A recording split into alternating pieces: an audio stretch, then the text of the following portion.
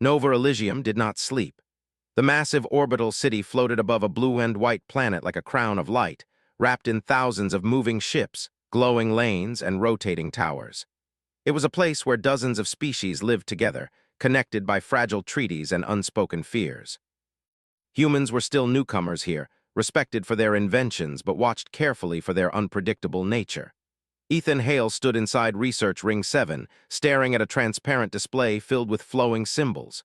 He rubbed his eyes and leaned back in his chair. His black hair was uncombed, his lab coat wrinkled, and his expression tired but focused. Around him, machines hummed softly, responding to his presence like loyal companions. Ethan was not famous, not powerful, and not politically important. He was simply very good at thinking. Human thinking, deep, fast, emotional thinking. That alone made him valuable. In front of him hovered a small spherical drone, its surface smooth and silver, glowing faintly blue. Neural interface test cycle 42, Ethan said quietly. Begin internal calibration. The device was supposed to read human thoughts and convert them into patterns that alien minds could understand.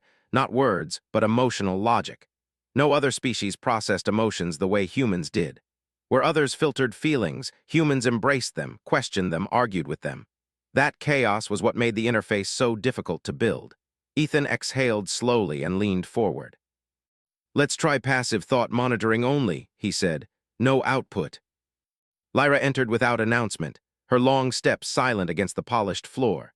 She was tall, slender, and carried herself with a calm confidence that made people straighten without realizing why. Her species, the Elari, were known for their graceful movements and unreadable expressions. Their skin shimmered faintly like light beneath water, and their eyes reflected more colors than humans could name.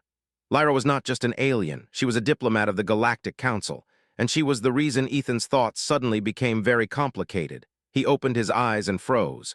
"Oh," he said softly. Lyra stopped a few steps away. "Engineer Hale," she said politely. "I was told you were conducting a private test." The drone did not respond. Lyra tilted her head slightly, studying the device. "Is something wrong?" On anything other than the fact that Lyra was standing only a few feet away, watching him with calm interest. His thoughts betrayed him. She's closer than usual. Why does she always smell like ozone and rain? Focus. Don't think about her eyes. Don't think about how she listens like every word matters. Don't. Unintended neural output detected. They were being translated. Lyra inhaled sharply. She did not hear words, she felt them: curiosity, admiration, nervous respect. A quiet, careful affection that Ethan had never allowed himself to name. Ethan jumped to his feet. "Shut down, emergency shutdown." His mind raced in panic. He had just exposed his private thoughts to a high-ranking alien diplomat. Thoughts that were personal, emotional, unprofessional. This could end his career, or worse, damage already fragile human-alien trust. "I'm sorry," he said quickly. "That was a malfunction. I didn't mean those thoughts weren't meant to." Her expression was difficult to read, but her posture had changed. She looked at Ethan not as a scientist, not as a human engineer, but as something else. As a person. "Engineer Hale," she said slowly, "are those typical human thoughts? And restraint. We're just bad at it." They stopped when they sensed the tension. "Is everything all right?" one asked. Lyra turned smoothly. "Yes," she said. "Engineer Hale experienced a minor technical issue. It has been resolved. Because your thoughts were exposed. And yet you choose restraint. That choice is powerful. If refined, understanding." He tried to focus on his work, but he could not forget Lyra's calm reaction, her words, or the way she had looked at him, not as a human or an engineer, but as a person. His thoughts were still a little chaotic, buzzing like small electrical sparks in his mind, yet there was an unusual excitement he had not felt before. He spent long hours recalibrating the neural interface. Each adjustment made the device more sensitive, more precise. He focused on controlling the flow of emotional data without broadcasting unintended thoughts. Still, a part of him could not stop wondering how Lyra had sensed his emotions so clearly. She had not only read his thoughts, but had interpreted them with patience, understanding, and even encouragement. No human had ever done that. No human would ever do that. But she was not human. She was alien, and yet she understood. The next morning, Lyra appeared again in the lab. This time, she did not walk in quietly. She announced herself with the calm authority of a diplomat accustomed to being obeyed. "Good morning, Engineer Hale," she said, her voice melodic, resonating slightly with the low hum of the station's atmosphere. Ethan jumped from his chair. Lyra, good morning. How are you today? His hands shook slightly as he gestured toward the neural interface. I am well, she said simply. And you? He cleared his throat. I've made some updates to the interface. More safety protocols, better control over emotional broadcasting. I think it's ready for another test. Symbols appeared in the transparent display, moving in patterns that made the air itself feel alive. He felt the same nervous buzz he had felt the first time, but now it was tempered with determination. Okay, he said. This time it will only transmit emotions that I consciously allow. No accidents, no leaks. Begin. He thought about what she meant: fear, hope, affection, pride. He decided to try affection, but carefully, as a test. He sent the feeling of quiet admiration toward Lyra through the interface. This time, nothing went wrong. The patterns flowed cleanly, accurately, and without interruption. Lyra's eyes widened just a little.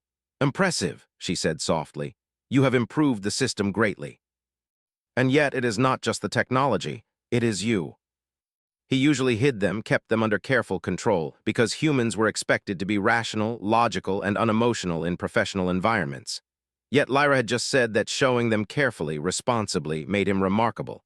Why are you helping me? He asked. You could just report this to the council. I could get in trouble. Because humans are interesting, and because I believe you can make a difference, not just for humans, but for everyone. Lyra felt them all, responding silently to each one, teaching him how to refine the output without saying a word. Days passed. Ethan worked tirelessly. He slept less than usual, ate quickly, and spent most of his time in the lab. Lyra visited frequently, sometimes to observe, sometimes to provide subtle guidance. Their collaboration grew, not through conversation, but through shared effort, shared understanding, and shared discovery. The city outside continued its slow orbit, lights moving like rivers across the surface of Nova Elysium. Ships docked and departed, ambassadors argued and reconciled, and humans moved through the station, unaware that in a small lab, a human and an alien were creating something extraordinary. Ethan realized he was learning more than just science. Lyra had a way of teaching without teaching, guiding without directing, and observing without judgment. He noticed how she listened, how she responded to patterns of thought, and how she adapted her behavior according to subtle emotional cues. It was unlike anything he had ever experienced. Humans were complex, yes, but Lyra was extraordinary. And yet she had chosen to see him, understand him, and work with him. One evening, as the lab lights glowed softly, Ethan leaned back in his chair, exhausted. Lyra, he said quietly, why do you care so much about this? About me? About the interface? You may not realize it, but what you are building could prevent misunderstandings, conflicts, even wars. I don't know if I can do that, he admitted. You can, she said firmly. Because you already have, by being honest, by controlling yourself, by showing restraint and courage in the face of fear, you are already teaching others what it means to be human. Yet here in Lyra's eyes he saw proof that humans could be extraordinary. That even one person acting with integrity could influence an entire system, a whole galaxy, in subtle ways. For the next week they continued their work. The interface improved with each trial. They tested more complex emotions, fear tempered by hope, pride mixed with humility, curiosity intertwined with caution. Lyra observed and Ethan adjusted, and soon their work began to resemble something that could truly bridge species. Then one morning the unexpected happened. The Galactic Council sent a message. They wanted to see the interface. A demonstration was requested at the council chamber. Humans, aliens, and hybrid species would all be present. The stakes were higher than anything Ethan had faced. He turned to Lyra, panic in his eyes. I can't, what if it fails? What if they misunderstood? Lyra's eyes softened. Do not fear their judgment, fear nothing. Let them see your honesty, your courage, and your mind. That is what makes humans unique. He realized he was ready, not because he had no fear, but because he had control over it. Because he had learned restraint, courage, and empathy, the very qualities Lyra had praised. When they arrived at the council chamber, Ethan's heart raced. Hundreds of beings filled the vast room, representing dozens of species. Whispers moved through the audience as they noticed the small human and the graceful alien beside him. Ethan adjusted the interface. Lyra gave him a small, reassuring nod. He closed his eyes, centered himself, and sent a single emotion: clarity. The room seemed to still. Then, as he layered in subtle emotions, honesty, hope, curiosity, the audience felt them, some instinctively, some consciously. Murmurs arose, not of fear, but of awe. By the end of the demonstration, silence had fallen. The council members looked at each other, then at Ethan and Lyra. They were smiling. They were nodding. They understood. Lyra leaned toward Ethan. "See," she whispered. "You are teaching them, not with words, but with what makes you human." He had survived the moment he feared most. Not only survived, but he had made the council understand something profound. Humans were capable of empathy, courage, and ingenuity that could change the galaxy. As they left the chamber, Ethan realized something important. His accidental revelation, the fear, the embarrassment, it had all led here. He had shown what it meant to be human. And humans, even when small and imperfect, could inspire more than any weapon or machine. And for the first time in his life, Ethan felt truly proud. The days after the demonstration passed in a blur. Ethan could hardly keep up with messages, meetings, and congratulations. Messages poured in from humans across Nova Elysium, from scientists, diplomats, and engineers, all amazed at the success of the neural interface. The Galactic Council itself had sent formal commendations, yet Ethan felt the weight of responsibility more than the thrill of recognition. The interface was no longer a private experiment. It had become a tool with the potential to change the galaxy. And if it failed now, the consequences could be immense. Lyra continued to visit him daily, guiding him as always. She never scolded or ordered him. She simply observed, suggested, and encouraged. Every day, Ethan realized more how extraordinary she was. Not only was she wise and skilled, but she had patience that seemed infinite and a faith in humans that no one else shared. He wondered if he would ever see another being who understood humans so completely. One morning, Lyra arrived with a small holographic display floating beside her. It showed reports from several planetary systems, all struggling with misunderstandings, conflicts, or failed negotiations.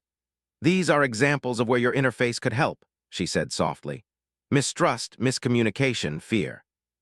These are not solved by weapons or threats or force. They are solved by understanding. We'll need to refine the interface even more. It has to handle multiple minds at once.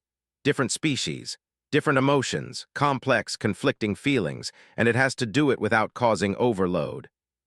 He spent hours each day recalibrating the interface, running simulations, and expanding its capacity. He tested it on multiple volunteers, humans first, then Elari, then other species who were willing to participate. Every time he discovered something new. Every time he marveled at the depth of human emotional intelligence. Humans could be chaotic, impulsive, and unpredictable, yet they could also exercise restraint, empathy, and courage. They were capable of subtlety that few species understood. Lyra observed quietly during these tests. She would sometimes guide him, suggesting adjustments or ways to interpret alien emotions more accurately. But mostly, she let him lead, allowing him to make mistakes and discover solutions. Ethan realized that this partnership was as much about learning to trust himself as it was about building a machine. Weeks passed. The interface grew stronger, more reliable, and capable of bridging multiple minds at once. Lyra suggested a final test, a large-scale demonstration with representatives from several species, all communicating simultaneously through the interface. The stakes were higher than ever. A failure could cause distrust, panic, or even injury. Success, however, could establish humans as innovators capable of fostering peace across the stars. Ethan's stomach twisted with nervousness as he entered the demonstration chamber. The room was vast, filled with representatives of many species, some humanoid, others far more alien. Their eyes and sensory organs studied him with curiosity, suspicion, and hope. He felt the weight of every expectation pressing on him. Lyra stepped beside him, calm as ever. "Focus on honesty. Focus on clarity. Focus on what makes humans human." The interface translated these emotions into patterns that each species could perceive, subtly shifting their awareness. For the first few moments, nothing dramatic happened. Ethan's heart raced as he monitored the interface. Then, gradually, he began to notice changes. Representatives who had been tense or skeptical relaxed. Conflicting parties looked at each other with curiosity rather than hostility. Misunderstandings that had existed for years began to dissolve, replaced by comprehension. He added more subtle layers: humility, willingness to listen, the courage to admit mistakes. The response was astonishing. Species that had been rivals in trade negotiations began to nod to each other, acknowledging shared concerns. Delegates whispered to one another, understanding bridging gaps that had seemed insurmountable. Ethan could hardly believe it. The machine worked. But more importantly, it was humans who were the key. It was his choices, his honesty, and his understanding that guided the machine. Humans were fragile, limited, and often underestimated, but they had something unique. They could think emotionally and logically at the same time, and they could choose empathy over aggression. Lyra stepped closer, sensing his doubts. "Do you see?" she whispered.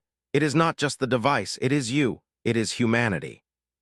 He had spent years doubting his worth, wondering if humans could truly be important in the galaxy. Now he knew they could, not through brute strength or advanced weaponry, but through understanding, honesty, and the courage to feel and communicate. The demonstration lasted for hours. Ethan guided the interface, carefully balancing the flow of emotions and understanding. Delegates asked questions, shared insights, and slowly a network of comprehension emerged. Misunderstandings were corrected in real time. Long-standing conflicts were replaced by collaboration. It was more than a technological triumph. It was a revelation of what humanity could achieve when trusted, guided, and brave. When the demonstration ended, silence fell for a moment. Then one by one, the representatives began to applaud, not with noise, but with subtle gestures of approval. Nods, glances, and waves of acknowledgement. The Galactic Council itself approached, formally congratulating Ethan and Lyra for their achievement. Ethan felt overwhelmed. He had not expected this. He had not expected anyone to understand the value of what he had done. But more importantly, he realized that humanity itself was being recognized. Humans were capable of empathy, insight, and courage beyond what others expected. Lyra smiled at him. "You have done more than demonstrate a machine, Ethan. You have shown what humans are capable of. They are resilient, adaptable, and capable of inspiring understanding across the stars." I didn't do it alone," he managed. "No," she said. "But you chose honesty when fear might have led to silence. You chose courage when hesitation might have blocked the way. That is human excellence." Humans were not just capable of great inventions or clever strategies. They were capable of deep empathy, creativity, and integrity that could influence entire civilizations. They could turn mistakes into breakthroughs, fear into courage, and simple honesty into a force for good. After the council session, Ethan and Lyra returned to the lab. The interface hummed quietly, now refined and proven, ready to be deployed across systems that needed understanding the most. Ethan stared at it, thinking about the journey they had shared, the accidental leak of thoughts, the fear, the embarrassment, and finally the triumph. "Do you realize what this means?" he asked Lyra. She tilted her head. "Yes. It means humans can lead in ways other species cannot. Not through dominance, not through force, but through empathy, courage, and innovation. You have shown that a single human, acting honestly and thoughtfully, can change the galaxy. And sometimes, humans are the best examples of what is possible." He looked at Lyra, and for a moment words were not necessary. She understood what he felt. They had shared this journey together, bridging species, building understanding, and proving that humanity could rise to extraordinary heights. Outside the lab, Nova Elysium continued to orbit, a glittering crown of light over the planet below. Ships moved along their courses, unaware of the quiet revolution happening within a single orbital ring. Humanity had shown its value not through aggression or conquest, but through thought, courage, and empathy. And the galaxy would never be the same. Ethan smiled, feeling the weight of history and hope at the same time. The accidental revelation of his thoughts, the fear, and the struggle had all led to this. Humans could be a force for understanding, a bridge between worlds, and a reminder that even one person, acting with honesty and courage, could inspire a universe. And as Lyra stood beside him, glowing softly in the lab's lights, Ethan realized the truth that had been there all along. Humans were not weak, limited, or ordinary. They were extraordinary, and this was only the beginning. The galaxy was watching, and for the first time, humanity was ready.